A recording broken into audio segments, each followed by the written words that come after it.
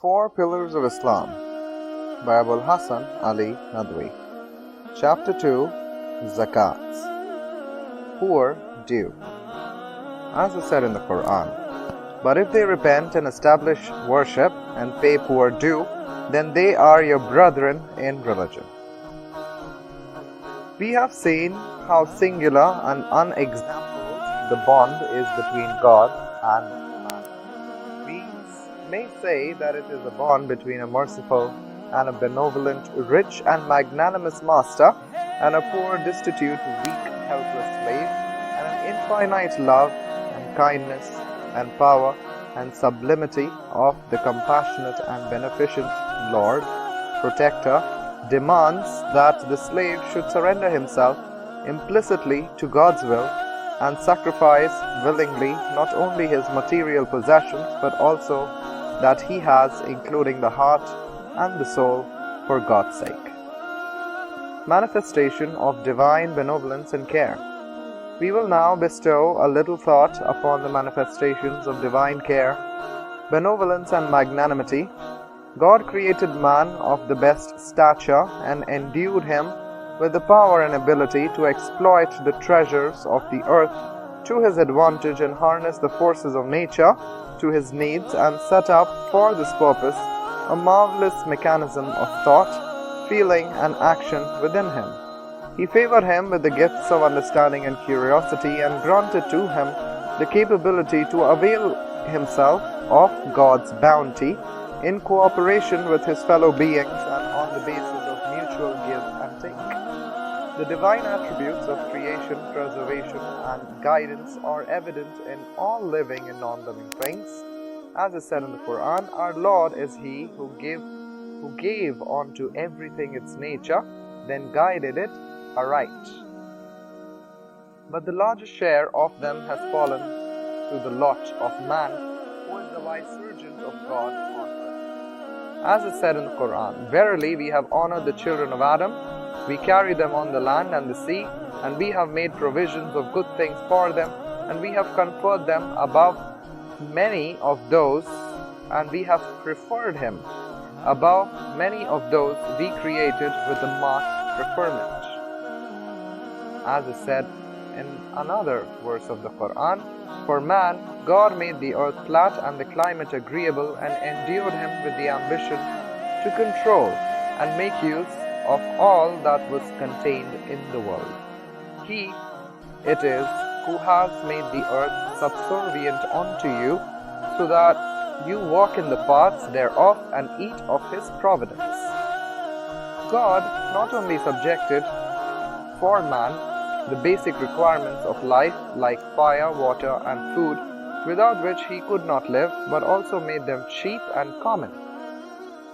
As is said in the Quran, have you seen that which you cultivate? Is it you who foster it, or it is we the fosterer?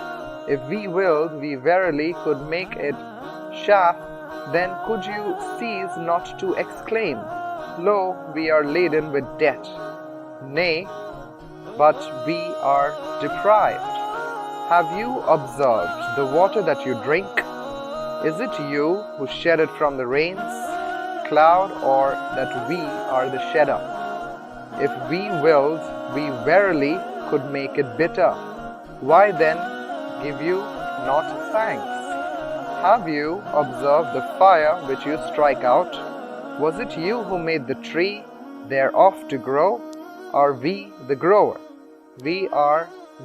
Even we appointed it a memorial and a comfort for the dwellers in the wilderness.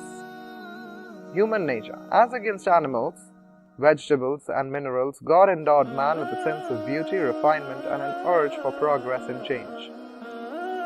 It is to these distinguishing qualities of human mind and character that the world is indebted for its unfading charm and dynamism. All the discoveries and inventions, evolution and upliftment, growth and variety owe their origin to them. But for these essential attributes, the world would not have been what it is today. As is said in the Quran, each do we supply both these and those from the bounty of your Lord. The bounty of your Lord can never be walled up. See how we prefer one above another, and verily the hereafter will be greater in degrees and greater in preferment. God has also blessed man with the spirit of cooperation with his fellow beings, with the desire to be solicitous of each other's needs, to maintain peace in the land, and to bend his energies and employ his enthusiasm for common good and for gaining a lawful sustenance. Mankind has never been bereft of these instincts and aspirations. They have always been operative in the world with various degrees, as is said in the Quran. For the civilizing of Quraysh, for their civilizing, we caused the caravan to set forth in winter and summer. So let them worship the Lord of this house, the Kaaba, who has fed them against hunger and has made them safe from fear. Man is not the real owner. From these self-evident truths, which lay bare the helplessness of man and reveal in full measure the sovereignty and overlordship of God, it follows logically as well as morally that nothing should be attributed to man or regarded to be his property in the true sense of the term. In other words, he ought to be treated as a child, as a suckling, and as a toddler who is brought up in the lap of his parents, walks by holding their finger. He is even more helpless, for the place of God is far more exalted than that of a parent, as is said in the Quran. His is the sublime similitude in the heavens and in the earth. He is the mighty and the wise. Thus, all things that are supposed to be property of man and whose ownership he has assumed through ignorance should in truth be ascribed to God and considered as belonging to God, who is the true creator and has given control over them to man for a limited time and in a limited way.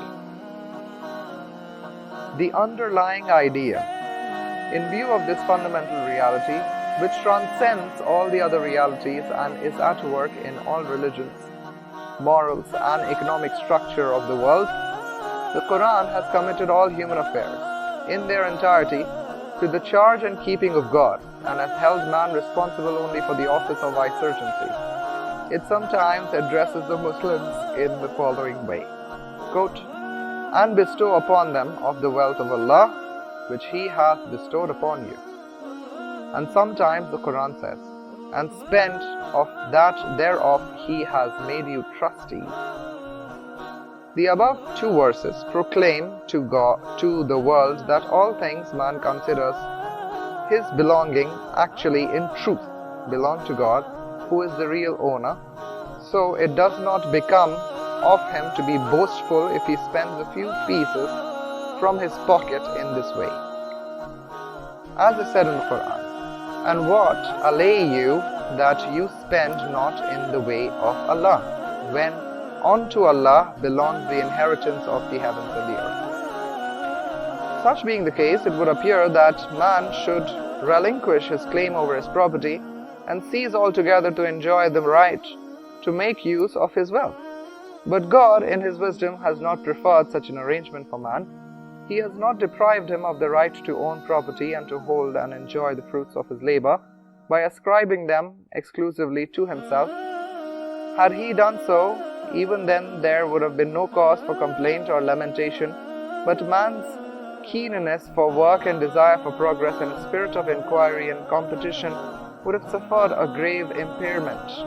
He would have lost much of his enthusiasm for living, and the joy he experiences on seeing his dreams materialize and toils bearing fruits would have departed from his heart. It is the same kind of pleasure which children derive by attributing things belonging to their parents to themselves. On being derived of this instinctive joy and sense of possession, man would have stopped being what he was. The spirit of love and sincerity and the urge to protect and develop his property would have gone out of him. From the world would have disappeared the fire and fervor of struggle, competition, which is so essential to progress.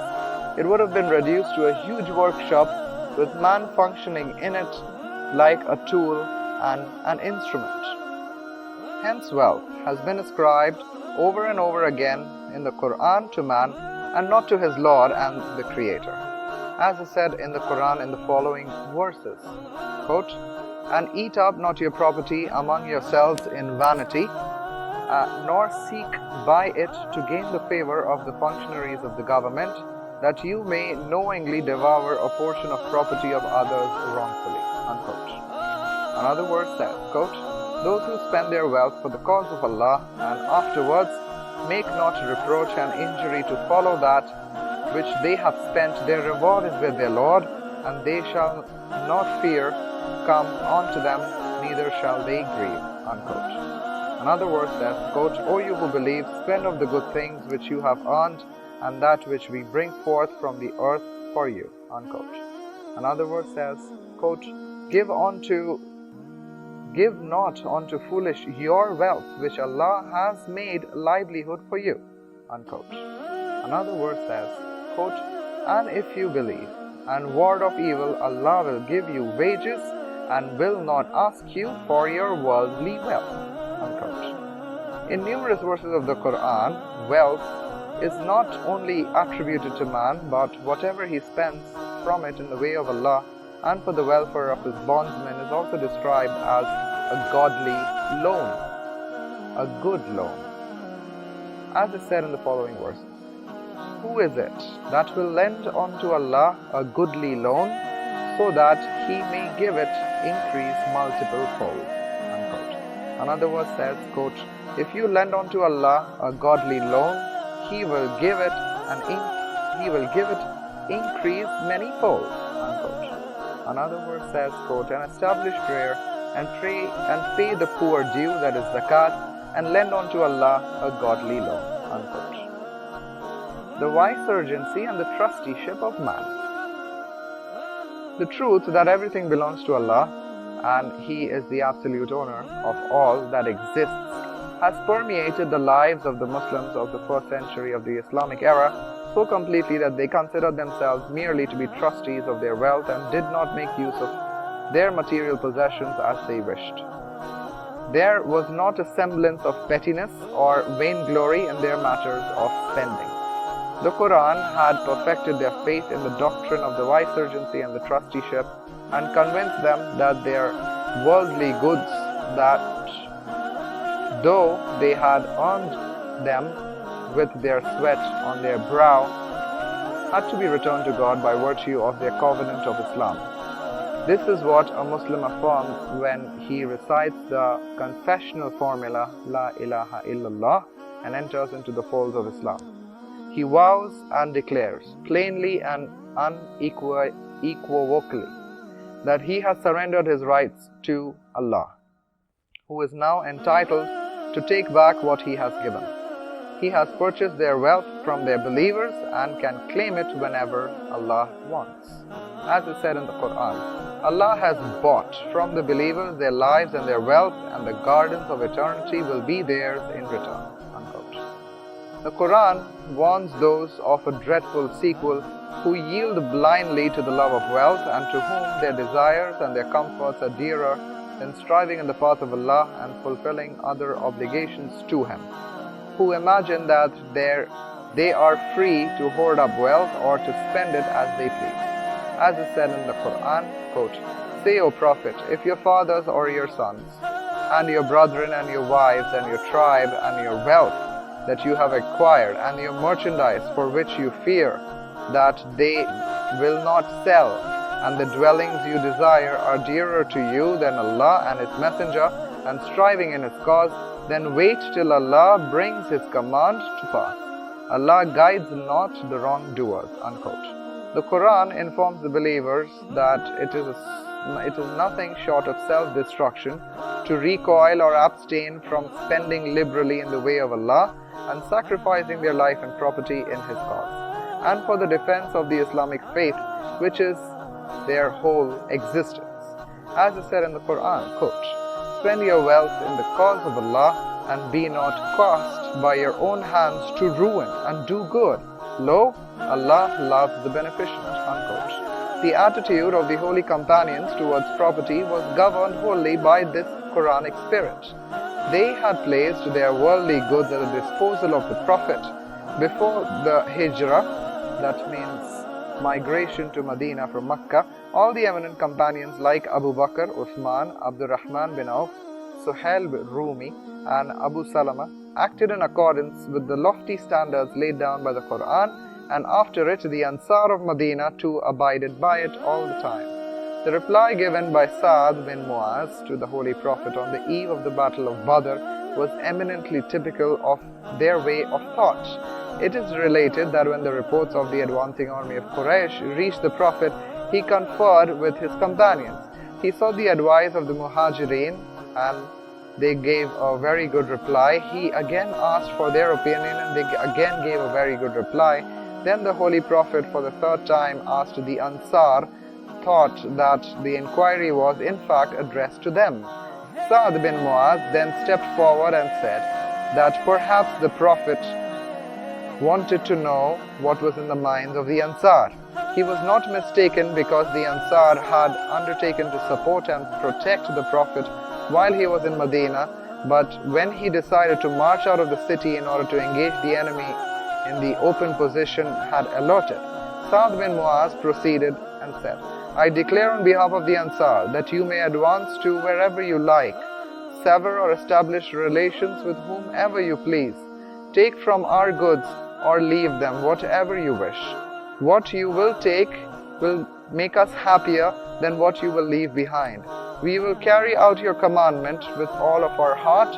We swear, if you will want to advance even up to Bark Ghamadin, we will follow you, and by God, if you will march into a sea, we too will jump into it. Spending in the way of Allah. When the conviction of their worldly possessions belonged in fact to God, and they were holding them only in trust, was firmly embedded in the hearts of the Muslims, they were enjoined to spend it in the way of God, what was left of their wealth after meeting their needs. The following verse was then revealed to the Prophet, quote, and they ask you, O Muhammad, what they ought to spend in the way of God. Say, that which is left after meeting your needs, unquote. The early Muslims unreservedly complied with this injunction. After affirmation that Allah was the real owner of all wealth and they were only its administrators, trustees and caretakers, every sacrifice had become easy for them. They suppressed their own needs and gave way what had to others. The incident of hospitality of Abu Talha Ansari is still preserved in the history of Islam. It is related by Abu Huraira that once a person came to the Prophet and said that he was starving. The Prophet inquired from his house, but there was nothing in it which could be offered to him.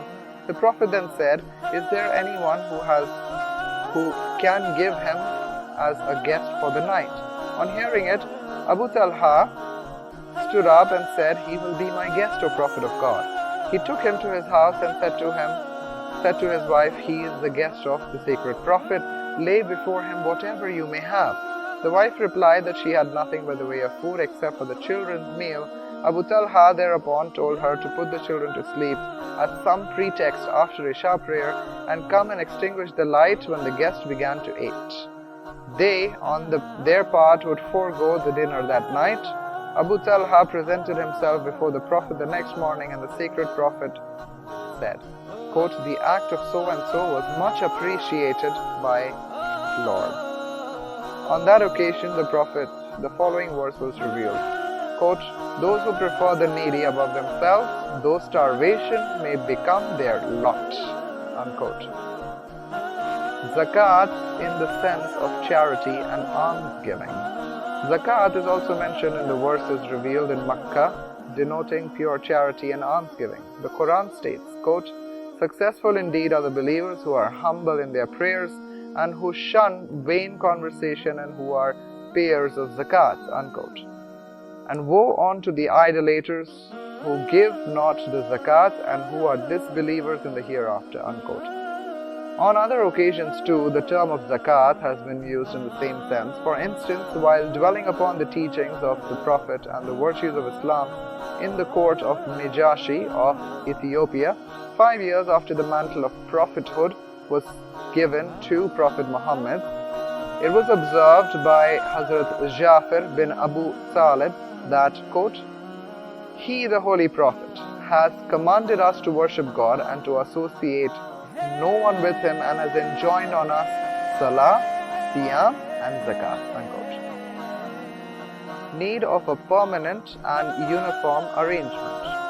After the Islamic society had attained a high standard of conceptual integrity and moral discipline, and the virtues of magnanimity and self-denial had become cherished in it, and it had also expanded enough to include people belonging to different moral and spiritual, social and economic grades, God, in His wisdom, prescribed for it a precise and clear-cut nisab, that is, arrangement for zakat, which left nothing undefined as regards its quantity, assessment, time and mode of payment. The nisab, that is the lowest taxable limit, is neither too high so that the people on average means may find it unbearable, nor so low that it may lose its significance for the rich and the generous-hearted. It is also advisable that the fixation of nisab was not left to individual judgment or to the discretion of the ulama or the legislators, for they were not free from the subjective influence of temperament and disposition. Zakat, therefore, was duly prescribed along with nisab. Shah Waliullah has the following to say on the wisdom of the fixation of the nisab of zakat. Quote, "The need was felt for fixing the rate of zakat, for it is not done, there was a danger of prevalence of irregularity and confusion in its observance, with everyone following their own rules. It should neither be so negligible that its effect is not felt, and it fails to serve as a corrective to miserliness, nor so high that it is unbearable. The same is the case with the time of its payment and the period covered by it. It should neither be so short as to necessitate the payment of zakat every now and then, nor so long as to give a holiday to misers, and at the same time provide no relief to the indignant. It was expedient to lay down a law for it, in the same way in which the rulers fix the limit and extent of the taxes they levy on their subjects, seeing that everyone, the Arabs as well as the non-Arabs, was accustomed to it and paid the imposts as a matter of course. A Muslim who is in the habit of carrying out the commandments of God cheerfully and not in a painful compulsion will particularly be ahead of everyone in complying with it as well." Unquote. Accessible goods. The sacred prophet had determined the rate of zakat and also the time of payment and the goods on which it should be paid. He has divided the worldly possessions on which it is accessible in 4 categories. Number 1, agricultural produce including fruits and crops. Number 2, herds of cattle. Number 3, savings in silver and gold. Number 4, merchandise and other goods of trade and industry. Zakat is payable once in a year, that is a Islamic year, but for agricultural and fruit crops, the harvesting time will mark the end of the year. No other arrangement could be more just and equitable for it. If zakats would be paid week by week or month by month, it should have been entailed a very heavy burden on the rich, and if once only in their lifetime, it would have been unfair to the poor. The yearly payment is thus more reasonable. The fixation of the quantity of zakat has been made with due regards to the diligence, industry and convenience of the nisab holders. Hence, on the wealth which falls into one's hands suddenly and all at once, such as a mine or a treasure, it is not permissible to wait for the passage of the year, but its 1/5 will be paid then and there. On wealth like agricultural produce, which is earned by sustained labor, the 1/10 of the produce is paid, provided that the cultivation is dependent wholly on natural rainfall and no wells are dug or other irrigational devices are employed. But if recourse is taken to artificial means of irrigation, only 1/20th is paid. Again, on incomes derived from professions which require greater attention and industry than agriculture or fruit growing, 1/40th of the profit is handed over to Zakat. The same principle has also been followed in the determination of the lowest taxable limit or nisab. For the savings, the nisab has been fixed at 200 dirhams for gold, at 20 mithqal, for agricultural produce at 5 waqs, which is equal to 5 camel load, and for herds of cattle at 40 goats, 30 cows and 5 camels. Dwelling further on the subject of Zakat, Shah Waliullah said, quote, "The doors the pious rulers had opened for Zakat without any trouble or inconvenience and are also acceptable to reason are four. First, that the Zakat should be levied on amwal inamiya, that is goods that are capable of growth and development, because these goods require the greatest amount of protection and their development also is not possible without export. Such goods are of three kinds: herds of cattle, agricultural produce, and articles of trade. Second, that it should be realized from the capable capitalists and the owners of mines, because their need for security against the theft and robbery is greater, and the sources of their incomes are so vast and numerous that the addition of a new item of expenditure may not hurt them much. Third, that it should be levied on wealth which falls into one's hands without any toil or exertion, like a treasure found hidden in the earth. Such a wealth is in its nature a windfall and people can spend freely from it. Fourth, that it should be realized from the ordinary traders and businessmen. If a little is taken from them, then it will add up to much and they will not feel the pinch. Trade, including exports and imports, agriculture and fruit growing are the main sources of Zakat, which keep on expanding. The period of assessment for them is 1 year, because different crops are grown and various conditions prevail during it, and the correct calculation of the yield can be made only at the end of the year. It is better and easier that a Zakat should be paid in the form of goods on which it is levied, such as a camel from the drove of camels, a cow from a herd of cows, and a goat from the flock of goats. Expenditure. The principle regulating the expenditure of Zakat has been prescribed in the Quran in the following terms, quote, "Verily the sadaqats, that is the obligatory alms, are only for the poor and the needy, and those who work for these, that is the state revenue, and those whose hearts are to be reconciled and to free the necks, that is of the slaves and the prisoners of war, and the heavily indebted, and in the path of God, and for the wayfarer a duty imposed by God. God is knower and wise." Unquote. These verses were revealed in Medina when the foundations of Islam had been firmly laid and people were embracing it in large numbers.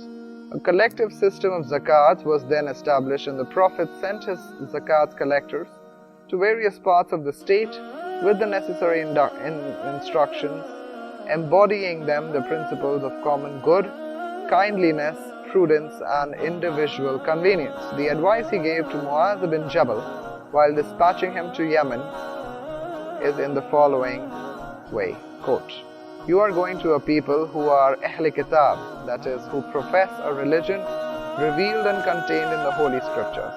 So invite them to the truth, so that no one is worthy of worship except Allah, and that I am His messenger. If they accept it, tell them that God has enjoined a sadaqah upon them, which will be taken from them to well-to-do in their community and distributed to the poor amongst them.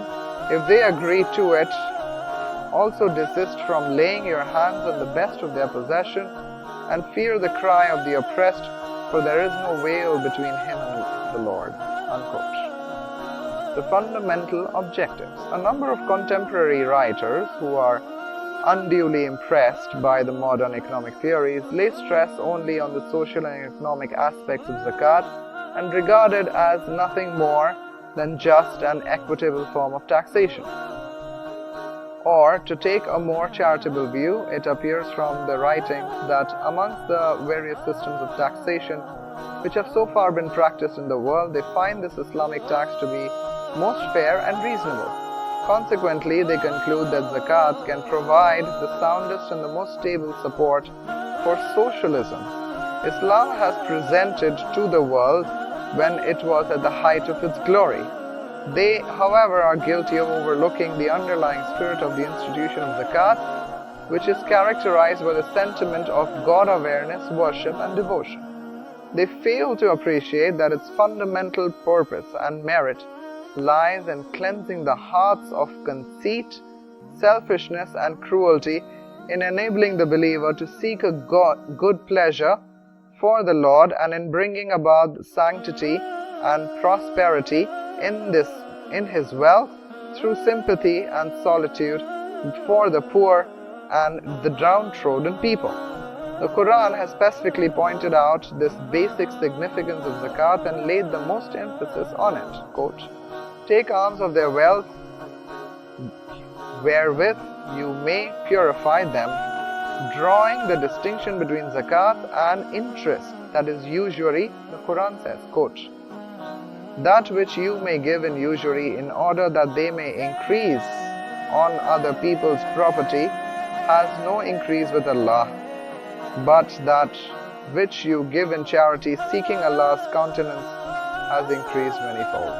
Unquote.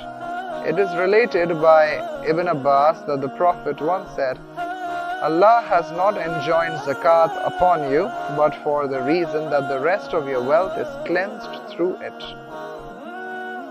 After it, there is a consideration of collective good, which includes the establishment of a self-supporting society, the fulfillment of the basic needs of the poor, and the affording of opportunity to everyone to lead a respectable life so that he can pay a due regard to the rights of God as well as fellow men and attain the goal of self-realization." Muslim scholars who had made a deep study of the Holy Quran and the Sunnah and other Islamic sciences, and also kept themselves safe from extraneous influences, or in other words, who had learnt exclusively at the school of apostleship and chosen the right path for acquiring an understanding of Islam, was strictly regardful of priorities in respect of ends and purposes, and attached the same importance to them as is demanded by the Sharia. This aspect of zakat was appreciated most of all by the holy companions, and it was consciously passed on by them to the succeeding generations as a part of the legacy of the prophethood. We will now reproduce the opinions expressed by some of the most eminent scholars and legalists in order to enable the reader to obtain the clearer idea of the underlying meaning of zakat. Shah Waliullah says, quote, "Know that there are two main objectives of zakat. One is disciplining of the self, because there is a relation between human consciousness and avarice, that is, greed. Avarice is the worst of moral attributes which can lead to unbounded infelicity in the hereafter. A greedy man's heart will remain attached to the worldly possessions even during the last moments of his life, and because of it he will be punished severely in the hereafter. But if he is accustomed to paying zakat, his infatuation for wealth will be softened, and it will be a source of advantage for him in the end. In the hereafter, the most superior moral virtue after the love and fear of God is generosity. Just as devoutness, prayer, supplication and repentance are instrumental in forging an identity with the celestial world, generosity goes a long way to demolish the narrow, mean and debased patterns of worldly existence, for it is the very antithesis of vulgarity and beastliness. The real aim is that the celestial attributes acquire the upper hand, and the animal attributes are subdued because of zakat, and rather get evolved to the same class of human qualities to which the celestial attributes belong. The way to it is that, notwithstanding one's own needs, wealth should be spent in the way of God, the oppressor is forgiven, and trials and hardships are endured with the patient. Perseverance is born out of faith in the future hereafter. The Holy Prophet had enjoined all these things upon us and prescribed their proper limits. Included amongst them is the spending of wealth, to which a number of conditions are attached and which may command so much importance that it has mentioned repeatedly in the Quran side by side with faith and worship. Quote, "They will say, we are not of those who prayed, nor did we feed the hungry. We used to wade in vain pursuits like all waders." Unquote. The other purpose is related to the life of the town, where the weak and the indigent also live, and if their needs are not taken care of, they will die of starvation. Moreover, the administration of the town is dependent on revenue, and those who are entrusted with their defense and government cannot engage in a private profession due to their official duties. They too have to be dependent on their livelihood on state revenue. Joint expenditure and donations are neither possible nor easy for everyone. Because of these considerations, it is legitimate and established practice to realize a fixed amount of money from the people in the form of taxes. And since it is advisable that both the ends should be closely linked to each other, the Sharia has done the same.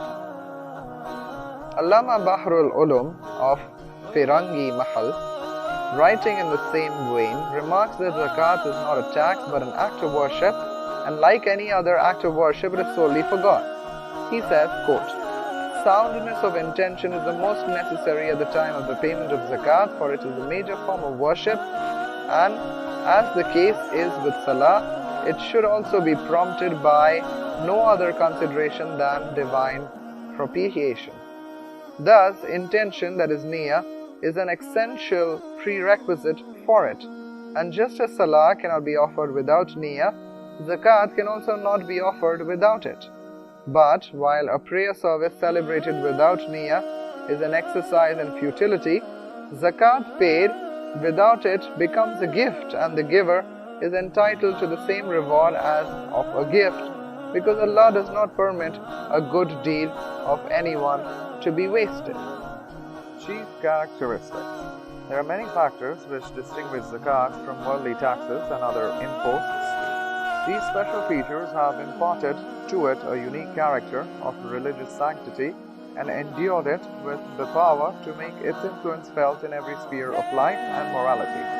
This cannot be said of any other form of taxation, however fair and legitimate it may be. The most outstanding characteristic of Zakat is the spirit of Iman and Ihtisab, which makes it a unique institution of its kind. None of the traditional taxes or economic systems can lay a claim to it. On the other hand, an element of reluctance and rancor is present in all of them. This is because the assessee is not moved by the conviction that the levy is from God, who is going to recompense him for it.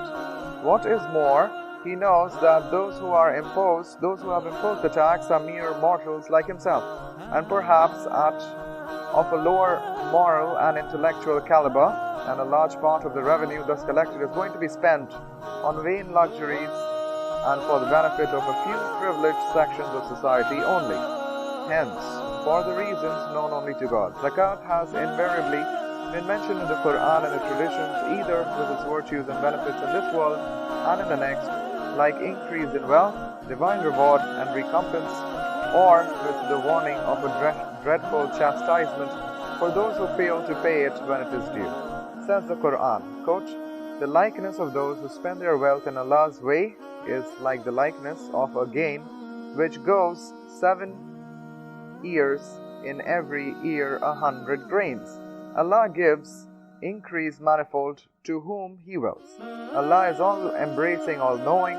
Those who spend their wealth for the cause of Allah and afterwards make not reproach or injury to follow that which they have spent, their reward is with their Lord, and there shall no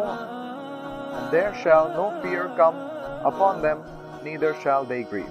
As is said in another verse of the Quran, "Those who spend their wealth in Allah's way by night and day, and by stealth and openly, verily their reward is with their Lord, and there shall be no fear upon them, neither shall they grieve."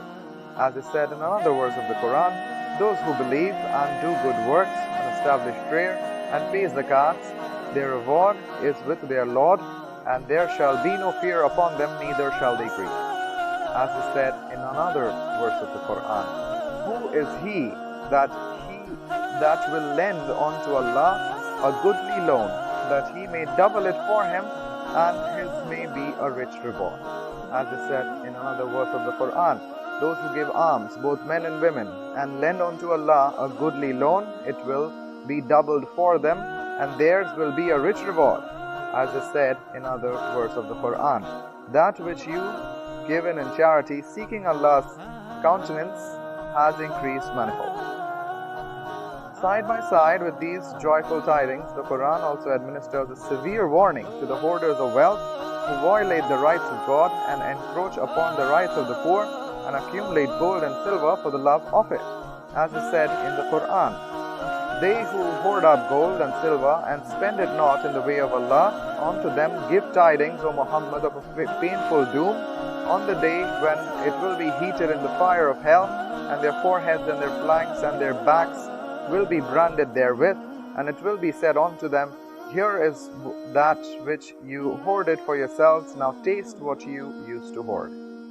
The Holy Prophet too was given joyful tidings to those who pay Zakat regularly and declare it as a source of success and felicity in both the worlds.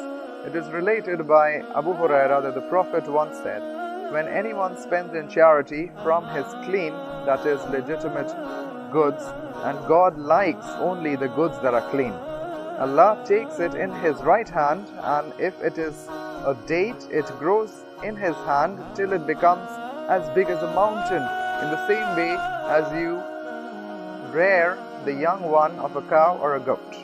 It is again related by him that the Prophet once said, quote, a man was traveling in open country when he heard the voice from above telling the cloud to go and irrigate the orchid of such and such person.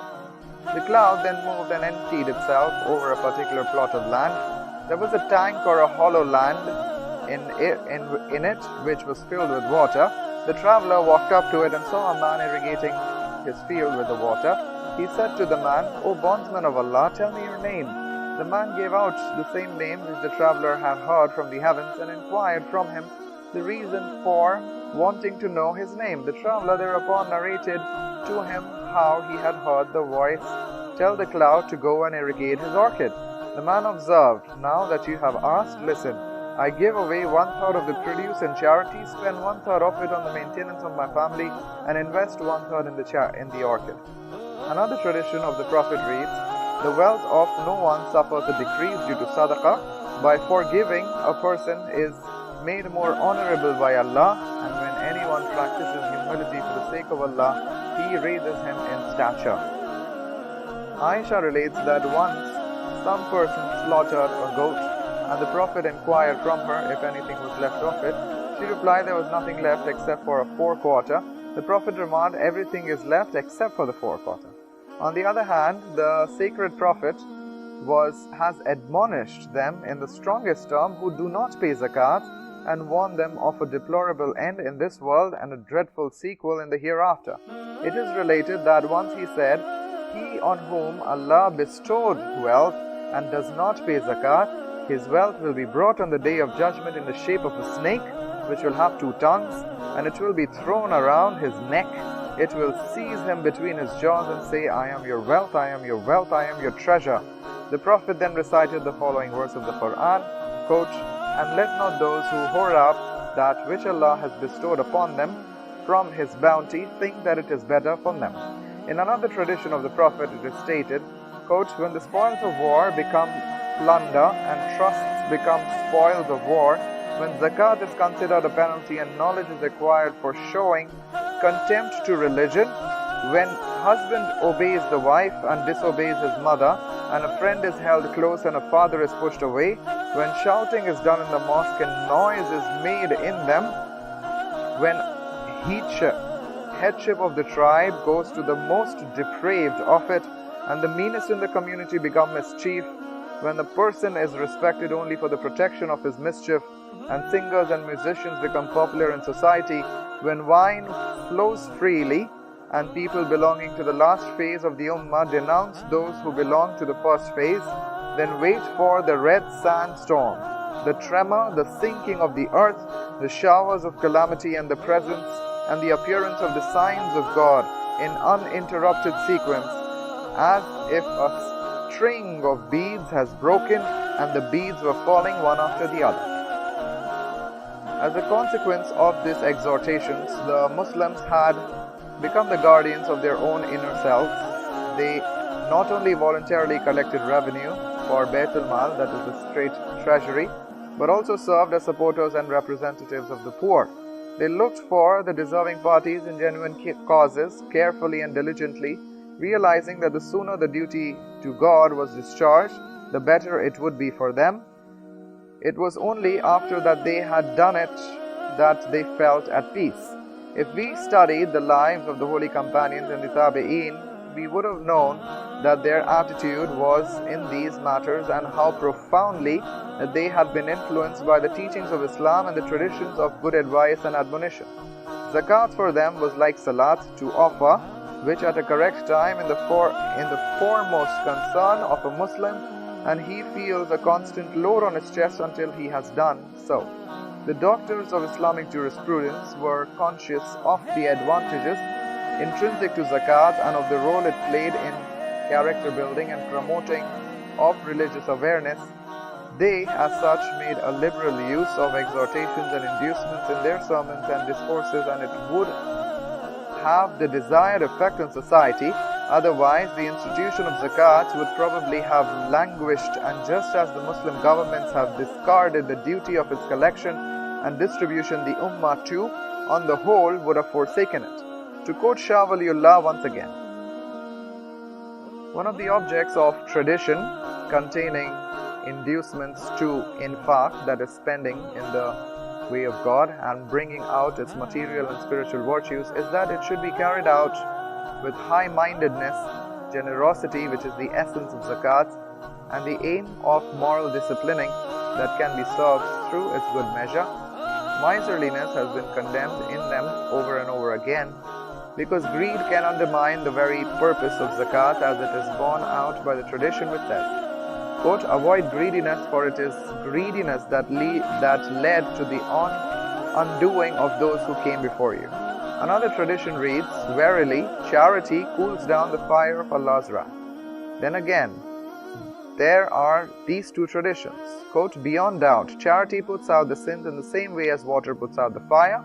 And the second one, God takes sadaqah in his right hand and goes on enlarging it, unquote. Zakat should be collected from the well-to-do and distributed to the poor. The fundamental difference between zakat and the traditional taxes is the intent and the design. In the immutable words of the sacred prophet, quote, it, that is zakat, should be collected from the well-to-do and distributed to the poor amongst them. This is the legal position of zakat, which was evident during the 1st and the 2nd centuries of Islam and must be maintained till the end of time. Zakat ought to be collected from the moneyed people who fulfill the conditions which make it obligatory duty and possess the taxable minimum amount of wealth as is laid down by the Sharia and spent on items prescribed for it in the Quran. No worldly power or authority can amend or alter the legalistic structure of zakat on its own. The Quran declares the alms are only for the poor and the needy.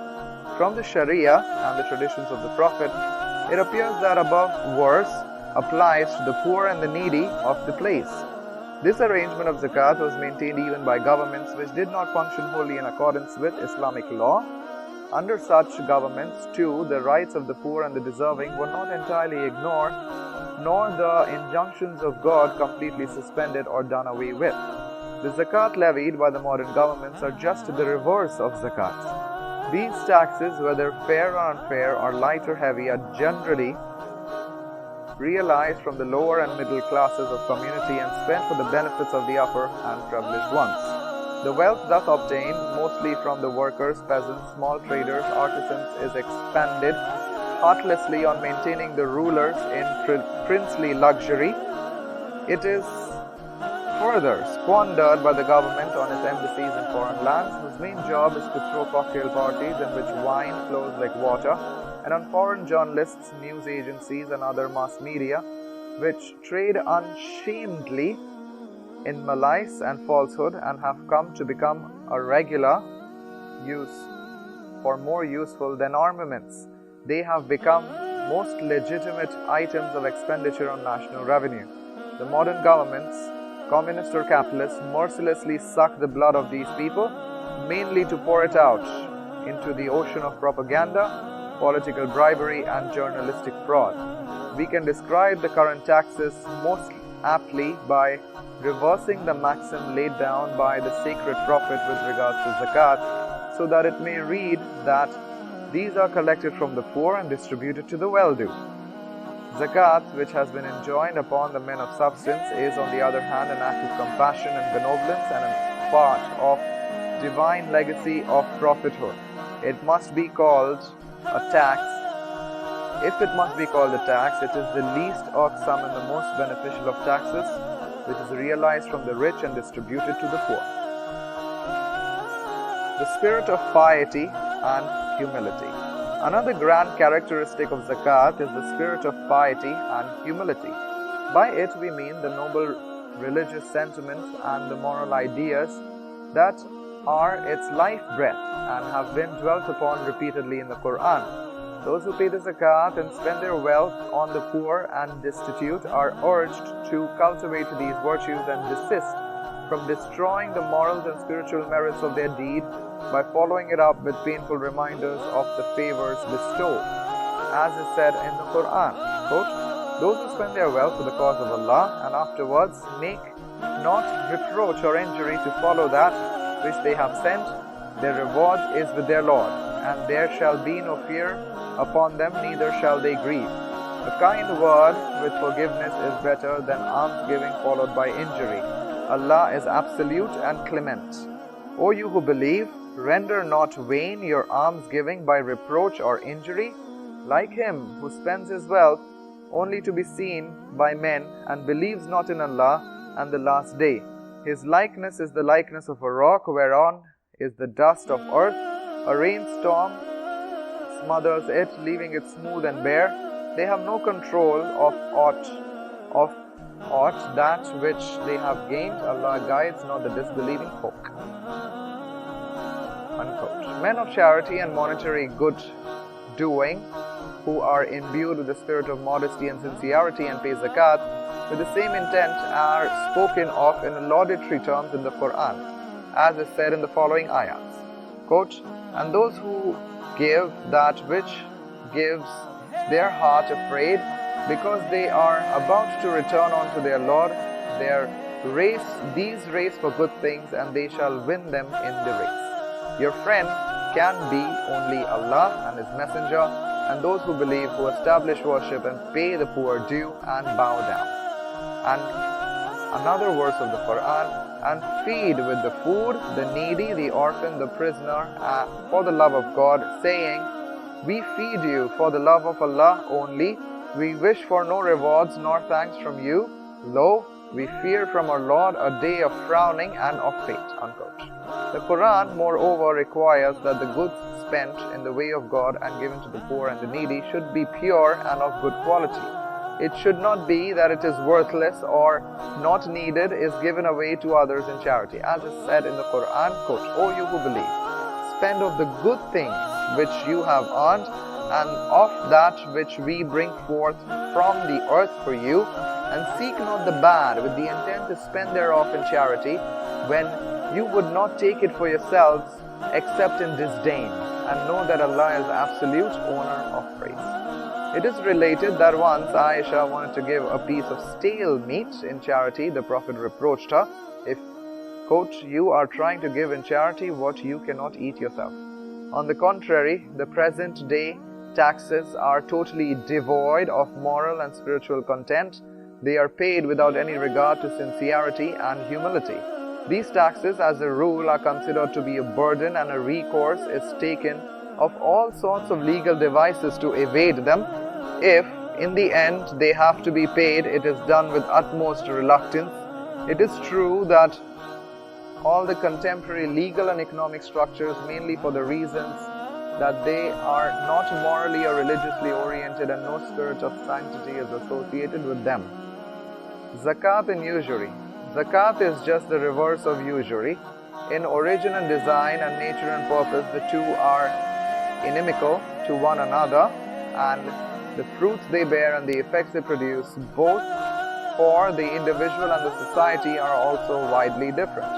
While the fear of God and the doing of one's duty to God, the seeking of His pleasure and the concern for His needy and destitute bondsmen and kindliness, compassion and self-denial form the essence of Zakat, the entire system of usury is reared upon the defiance of God, callousness, excessive greed, heartless exploitation of the needs of others. Constantly, Zakat leads to the promotion of faith and development of the spirit of brotherhood and fellow feeling.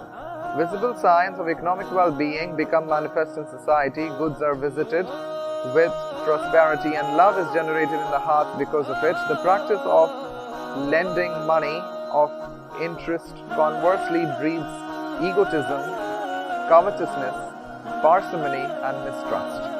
It fosters the concentration of wealth in the hands of a few. The money lender is like a small tank into which all the wealth of the community ultimately flows, or the mountain of magnet one reads about in the story of Sinbad the sailor. It is said that when Sinbad's boat had lost its way after being caught in the storm, the oarsmen began to cry that there was a mountain of magnet nearby which would draw out the nails of the boat and it would sink. In the same way, the usurers and the money lenders possess a mountain, that is accumulated asset in cash and gold, which attracts the nails that hold together the boat of society, and its boards are cut loose from each other and the society falls prey to 100 moral and economic ills. Usury sustains and promotes conditions that give rise to a class hatred. The poor and the underprivileged masses are always at a loss. The society gets divided into two distinct groups of haves and have-nots. The Quran has therefore condemned usury in the strongest form. It has much great force to denounce it than to extol charity. The Quran employs the same method in dealing with usury as it does in the case of lewdness and other mortal sins. For instance, take the following verse. O you who believe, observe your duty to Allah and give up what remains due to you from usury if you are in truth believers. And if you do not do it, then be warned of a war from Allah and His Messenger. And if you repent, then you have your principal without interest. Wrong not, and you shall not be wronged. The revolting picture of the usurer drawn from the Quran is enough to fill the heart of a Muslim with repugnance. Quote, those who swallow usury cannot rise up except as they will arise whom the devil has prostrated by his touch. That is because they say trade is like usury, whereas Allah has permitted trade and forbidden usury.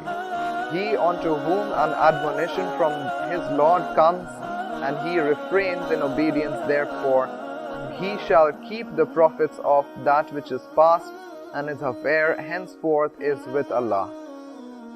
As for him who returned to usury, such are rightful owners of the fire, they will abide therein.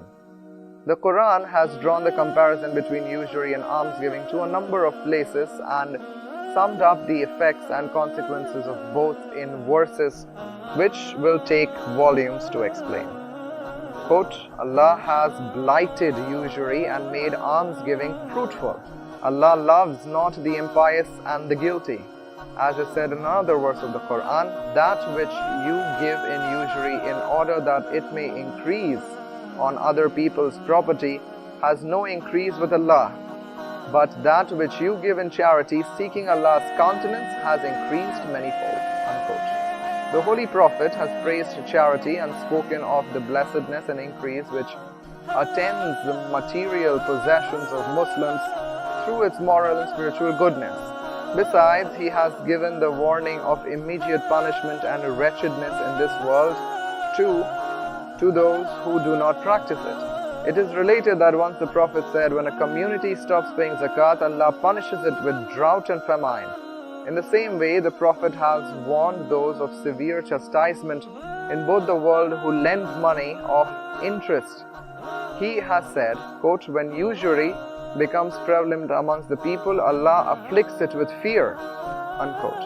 Another of his traditions reads, "The curse of Allah rests on him who offers loan on usurious terms, and on him he receives, and on the writer who writes the deed thereof, and on him who do not spend in charity." It is related by Abu Huraira that the Prophet once said, "The night on which I was taken on a celestial journey, I passed by a people whose bellies were like houses in which there were snakes that could be seen from outside. I inquired about them from Jibreel, and he said they were the users." The Prophet again, it is reported to have said, quote, "Whom Allah seeks to destroy, he first spreads usury amongst them." Anyone who examines the history of Islamic society, particularly its moral aspect, that is from the point of view of the enforcement of the divine commands and sanctioning of what is allowed in Islam, and the prevalence of blessedness and peace and prosperity which flowed from the enforcement of the Sharia, and compares it with the spectacle of backwardness, poverty and distress the Muslim world presents of today, owing to the disregard of Islamic values and violations of duties prescribed by the divine law, will be convinced of the truth of the traditions we have just seen. It says in the Quran, quote, "Whoever does right, whether male or female, and is a believer, him verily we shall quicken with good life, and we shall pay them a recompense in proportion to the best of what they used to do." And the next ayat of the Quran, "But he who turns away from the remembrance of me, his will be a narrow life, and I shall bring him blind to the assembly on the day of judgment." Unquote. Reforming role of Islam. Like the other fundamental duties of faith such as Salah, Siyam, Hajj, in Zakat too, Islam has played a reforming role of redoubtable significance. The reform it has introduced satisfies all the individual and collective requirements of charity, and are also free from pollution through the distortion or misinterpretation which has been the bane of earlier faiths. The concept of zakat in ancient religion, when a person with a scholastic bent of mind and acquainted also with the legalistic structure of Islam, looks for a clear, precise and comprehensive law of charity in the ancient religions, he is thoroughly disappointed. He finds that the law of charity in these faiths merely consists of a few vague and incoherent principles, which can better be described as moral and religious exhortations. These precepts possess little legal authority or authenticity, and are more in nature of suggestion, in which a definite command and a clear-cut directive is scarcely to be seen. After a painstaking inquiry, what one succeeds in laying one's hands on are a few starting points of discussion and a hazy outline of the concept of charity. If, for instance, one wants to know on whom was zakat enjoined in those faiths, and on what goods, what was the obligatory minimum for it, and to whom it is to be paid, and what are the legitimate items of this expenditure, no adequate answer will be obtained. On the contrary, all these points are fully explained in the Sharia, and no aspect of zakat has been left untouched by the Muslim scholars. In all the ancient religious systems, one is confronted with the same intriguing situation, and consequently it has become extremely difficult for a scholar to embark on a comparative study of Islam and other faiths in respect to these teachings on worship, monetary dealings and jurisprudence. Anyhow, we will proceed to examine the place of charity and the rules and regulations governing it in three of the most ancient religions of the world: Hinduism, Christianity and Judaism, on the basis of materials available in the standard works of their own scholars or impartial Western Orientalists. Charity in Hinduism. We will begin with the summary of a paper contributed by Professor A.S. Gedin to the Encyclopedia of Religion and Ethics, in which the concept of charity in a Hindu faith has been discussed with the commendable insight and accuracy. It is by and large an authoritarian and a scholarly attempt. The learned author has adhered to the elucidations of the basic idea and stipulations of almsgiving and abstained from offering criticism or entering into a constructive discussion. He says, quote, almsgiving, that is dan, amongst the Hindus is primarily a religious obligation and differs in some important aspects, both in conception and practice, from that which passes under the same name in the West, of almsgiving, and as the bestowal of goods upon the poor, the needy, promoted by a feeling of sympathetic compassion. Hinduism knows nothing. But the habit of generosity, of sharing possessions with others and relieving their wants is perhaps more widespread in India than any other country. It is clear, moreover, that only where such an obligation is universally recognized and acted upon can companies of wandering ascetics, as in India, move hither and there without restraint throughout the land, confident everywhere of finding support and having their wants freely supplied. Manu also declares that liberality is the special virtue and duty of man in this age. The only rightful recipient of alms, however, are the Brahmins and the various orders of ascetics. These have a claim to support and gifts, that is dakshina, from all the classes of community, and such donations merit accrues to the giver, the amount of which is in direct proportion to the value of the gift. In India, therefore, almsgiving is inspired by religious motive, the desire to secure personal advantage and reward in the future life.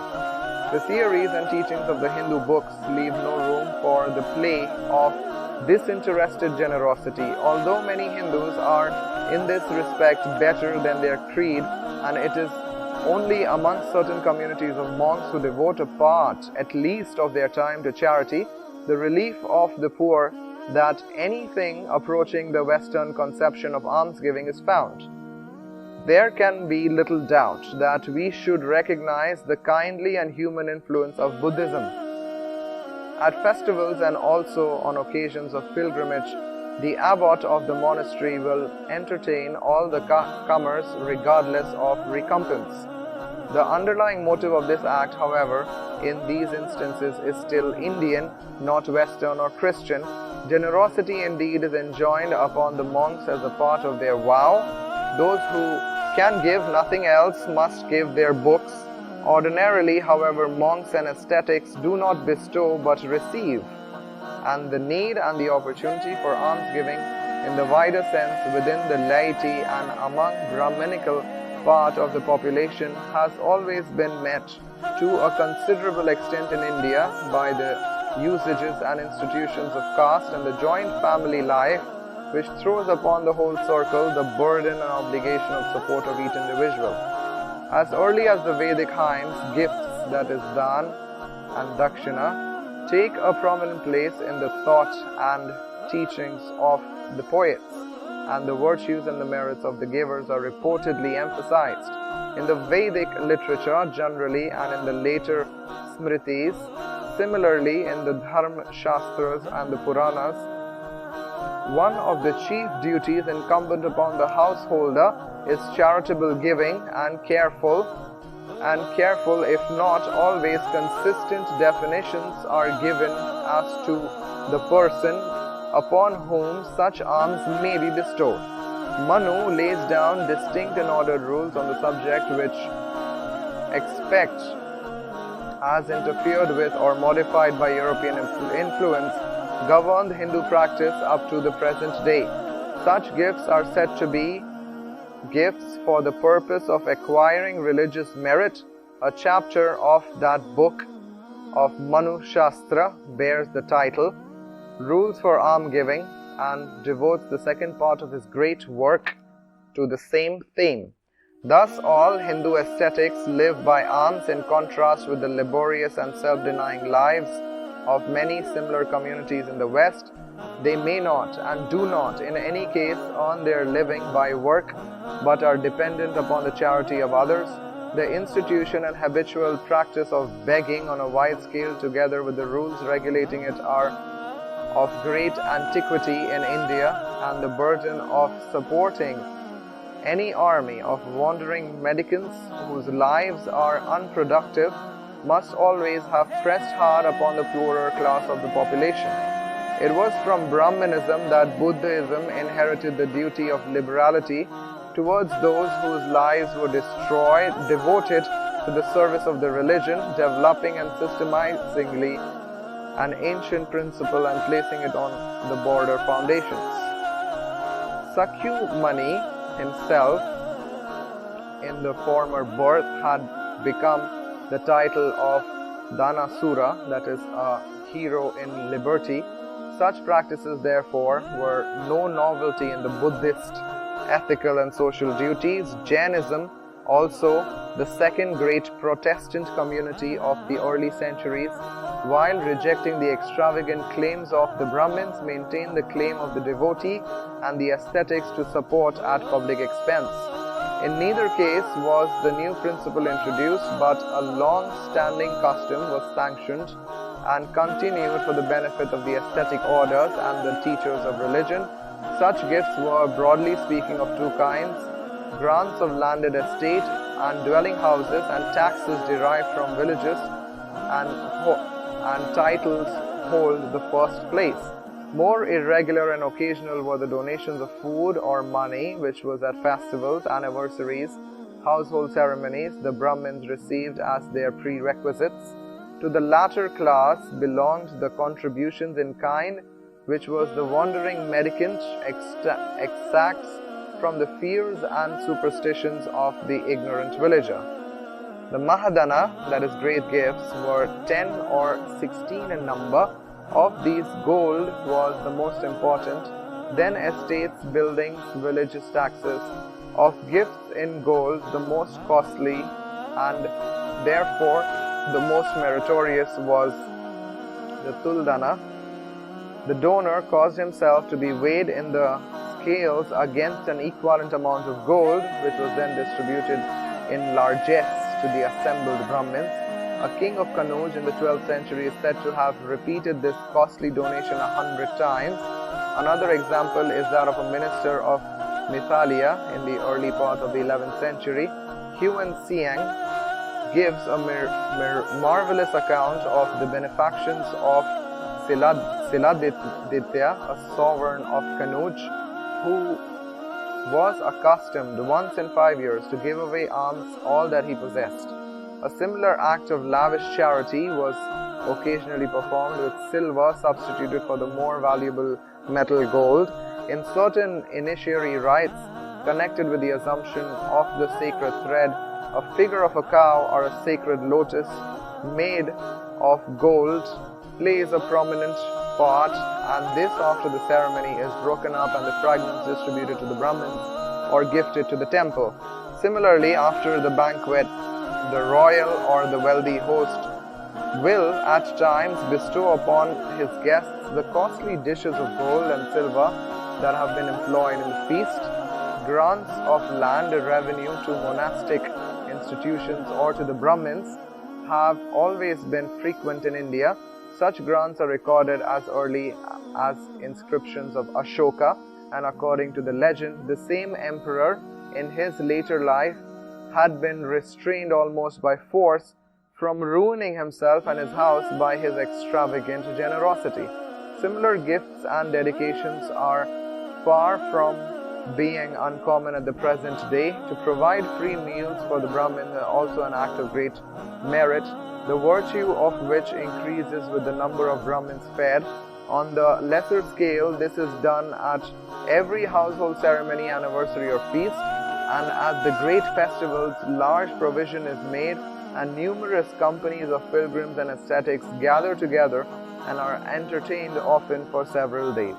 The example of Kusavadatta is quoted, who is in a cave inscription attributed to the 1st century of our era, boasts that he provided annually for the wants of 100,000 Brahmins with gifts of 100,000 cows, 16 villages, pleasure grounds, tanks, etc. In ancient times, such records are numerous of kings who maintained a large number of Brahmins at their own cost for a prolonged period or even for life.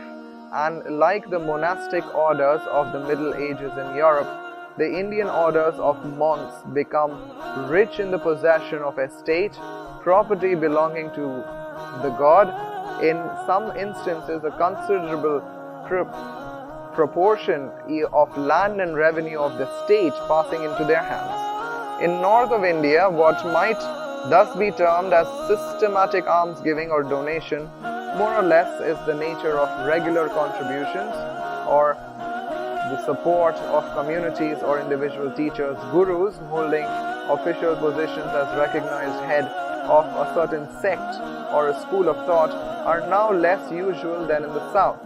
The gurus themselves exercise a less wide and powerful influence. In the south, regular fees are extracted and every means short of legal or actual compulsion is adopted to ensure payment. These gurus go on circuit through the principal cities of their community. Their visits are made the occasion for demanding recognized fees and gifts. The formal grants also to religious institutions, more usually than in the north, take the form of revenue assigned for the support of the resident monk or the priests, and as far as the motive and aim of the donor are concerned, such grants are hardly distinguishable from the more indiscriminate and irregular largesse practiced at the festivals and in the country districts. In the case of private gifts, the rule was laid down that no one was to impoverish himself by his liberty as to leave wife or children destitute. Other regulations prescribed a limit of 100 cows, defined the fees which might be required or forbade the acceptance by one of a gift which had been returned by another, and to part with a gift on the day on which it had been bestowed. The recipients, moreover, were carefully graduated according to their worth. Upon some, it was altogether a sin to confer presents. In theory, also, it is obligatory upon every twice-born man, after he had lived the life of a householder or a grahast and begotten a son, to carry on his line, to part with all his goods and possessions to Brahmins, and to go forth homeless and resourceless, was adopting the life of an ascetic in the forest, that is, one prastra, and later that of a wandering mendicant. This person would be begging his food from door to door. Such people ordinarily possess nothing but an alms bow made of coconut, or sometimes of brass with the water pot, and in some instances a staff and rosary. Instances have not been unknown even in recent times of men of education and influence and wealth who have elected to abandon all of it and devote the closing years of their lives to poverty and religious contemplation, dependent for support upon the charity of their fellow countrymen. Almsgiving is also practiced by Hindus in the form of gifts and endowments for hospitals and animals. These foundations are often of considerable antiquity. At Burness and elsewhere, sick, maimed and diseased cows are provided with shelter and food by the pious donors and the daily offerings of the faithful. The total volume of such charitable gifts in India must be very considerable. From the Gendin perspective and narrative, it is apparent that in the extensive design of almsgiving which has been operational in the largest parts of India and during the longest period of its history, the Brahmins have occupied pivotal place, and the whole arrangement has virtually been revolving around them. After the Brahmins are the yogis, the ascetics, and thus, though it may be quite unintentional, there came into being in the Hindu society a class of men who are dependent solely for their maintenance on religious charity and generosity of their co-religionists. It should not be difficult to imagine its social and moral consequences, the moral weakness it gives rise to, and the habits of indolence and partisanship it breeds would not credit any community. It also seems that in a religious setup for this kind, even if it may be taken to be characteristic of an era of decadence. The giving and receiving of alms was held not only to the virtuous but also to a certain extent essential for self-purification. Consequently, begging, that is, going from door to door collecting alms and living wholly on them, has come to be regarded in some of the religions of India as an act of worship and spiritual exercise of a high order. It has become a part of daily life of some of their holy orders. The order of bhikshus or monks of Buddhism offer a noteworthy example. In Burma, for instance, such ascetics draw particularly the attention of a visitor. The ever-increasing ranks of these people and the total withdrawal of a section of population from the active pursuits of life and resultant moral degradation has created a host of problems in that country. Besides, in this system of charity and in the teachings and the practices of these religions, one encounters little evidence of the organization and regularity which is common to all the other Semitic faiths.